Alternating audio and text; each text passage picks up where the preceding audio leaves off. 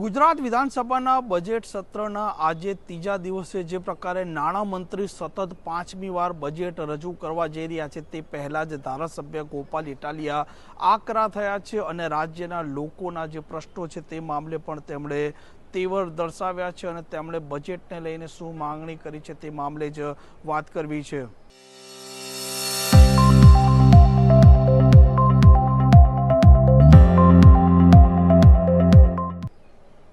नमस्कार, आप जो રહ્યા છો હોટલાઇન ન્યૂઝ અને હું છું આપની સાથે તોફિક ગાંચી। ગુજરાત વિધાનસભાનું જે પ્રકારે સત્ર ચાલી રહ્યું છે આ સત્રનો આજે ત્રીજો દિવસ છે અને આજના દિવસે નાણામંત્રી કનુ દેસાઈ સતત પાંચમી વાર બજેટ રજૂ કરવા જઈ રહ્યા છે અને માનવામાં આવી રહ્યું છે કે આ બજેટ છે તે 4 લાખ કરોડ આસપાસનું રહી શકે। ખેતી વિષયક બાબત સામે આવી રહી છે, શિક્ષણ, આરોગ્ય તેમજ ઇન્ફ્રાસ્ટ્રક્ચર અને તેના સાથે કોમનવેલ્થ જે ગેમ પણ આવનારા દિવસો ગુજરાતમાં યોજાવા જઈ રહી છે તે મામલે પણ આ બજેટમાં વિશેષ જોગવાઈ કરવામાં આવી હોય તેવી હાલ ધારણા કરવામાં આવી રહી છે। અને આ બજેટને લઈને આમ આદમી પાર્ટીના ધારાસભ્ય ગોપાલ ઇટાલિયાએ આજે આકરા તેવર પણ દર્શાવ્યા છે અને બજેટને ફૂલ ગુલાબી ચિત્ર દર્શાવતા શું માંગણીઓ કરી છે તે પણ આપ સાંભળો।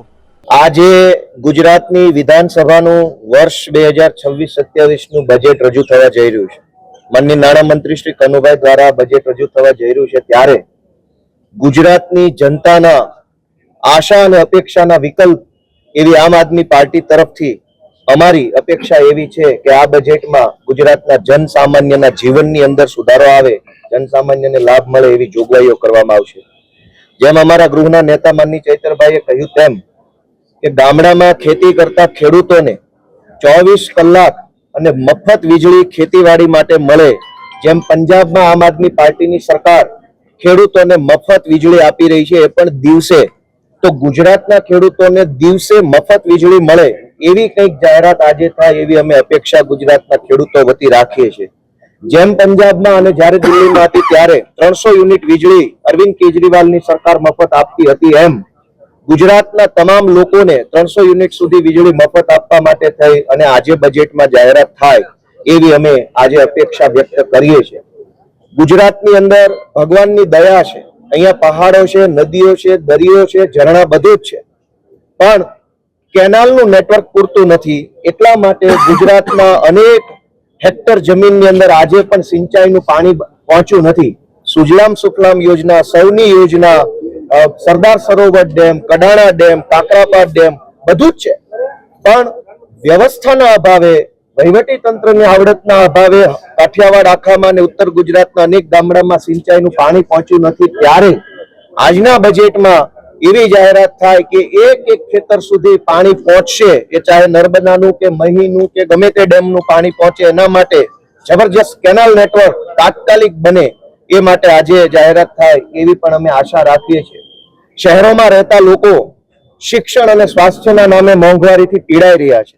શિક્ષણ અને સ્વાસ્થ્ય આ બે કામ માટે થઈ અને શહેરોના લોકો એટલી બધી હદે પૈસા ખર્ચવા પડે છે કે માણસના જીવનની તમામ કમાણી શાળા અને દવાખાનાના ખર્ચા પાછળ જાય છે। ત્યારે શહેરો અને ગામડા બંને જગ્યાએ દવાખાના અને શાળાઓની હાલત સુધરે, લોકોના બાળકોને શાનદાર શ્રેષ્ઠ શિક્ષણ સરકાર તરફથી મળી રહે, શ્રેષ્ઠ આરોગ્ય સારવાર સરકાર તરફથી મળી રહે એવી વ્યવસ્થા ઊભી કરવાની જાહેરાત આજે થાય એવી આશા રાખીએ છીએ।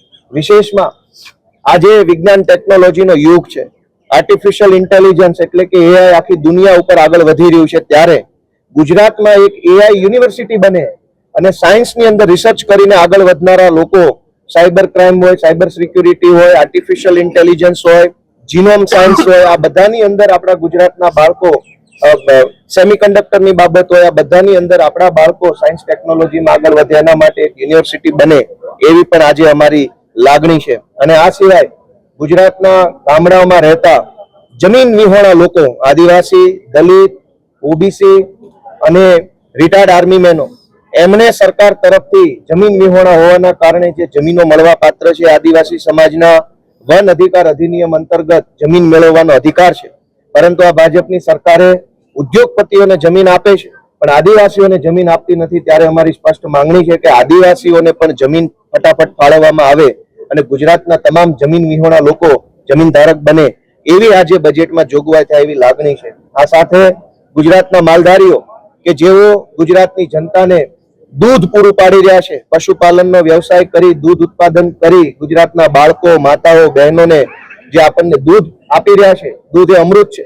એ અમૃત જેવું દૂધ પાનારા માલધારીઓને વાડા ફાળવવામાં આવે, માલધારીઓને ખેડૂત તરીકેનો દરજ્જો આપવામાં આવે, એમને પણ જમીન આપવામાં આવે અને ગૌચરોની અંદર એમને અધિકાર આપવામાં આવે એવી આજે બજેટમાં જાહેરાત થાય એવી અમે આશા રાખીએ છીએ. અને આ સાથે ગુજરાતની અંદર કર્મચારીઓનું જે ફિક્સ પગારના નામે, આઉટસોર્સના નામે, કોન્ટ્રાક્ટના નામે, પ્રવાસી શિક્ષકના નામે જે ભયંકર શોષણ થઈ રહ્યું છે એ શોષણ બંધ થાય અને ગુજરાતના તમામ કેડરના, તમામ સંવર્ગના, તમામ વિભાગના કર્મચારીઓને પૂરો પગાર આપવામાં આવે એવી જાહેરાત આજે બજેટમાં થાય એવી અમે આશા રાખીએ છીએ. અને સૌથી છેલ્લી વાત કે ગામડાઓમાં સુવિધા ન હોવાના કારણે આજ આખા ગુજરાતના ગામડાના લોકો ગામડું છોડી શહેરોમાં સ્થળાંતર કરવા મજબૂર બન્યા છે. ગામડામાં રોડ, રસ્તા, બસ, દવાખાના, શાળા, આંગણવાડી જેવી સુવિધાઓ ન હોવાના કારણે લાચારીમાં, મજબૂરીમાં પોતાનું વતન છોડી અમદાવાદ, રાજકોટ કે સુરતમાં જવું પડે છે. શહેરોની અંદર વસ્તી ગીચતા વધી રહી છે, ભીડ વધી રહી છે, ગામડાઓ ખાલી થઈ રહ્યા છે. સરકારની અણાવડતના કારણે ગામડાઓ ભાંગી રહ્યા છે, શહેરો ગીચ બની રહ્યા છે. ત્યારે ગામડામાંથી શહેરમાં પલાયન અટકાવવા માટે થઈને કોઈ સારી યોજના આજે જાહેર થાય એવી આશા હું આમ આદમી પાર્ટી તરફથી વ્યક્ત કરી રહ્યો છું. અમે વિશ્વાસ રાખીએ છીએ કે કંઈક સારું આ બજેટના માધ્યમથી ગુજરાતની જનતાનું થશે. ખૂબ ખૂબ આભાર. આ પ્રકારના સમાચાર માટે હોટલાઇન ન્યૂઝ ચેનલને લાઇક, શેર અને સબસ્ક્રાઇબ કરવાનું ભૂલતા નહીં. નમસ્કાર.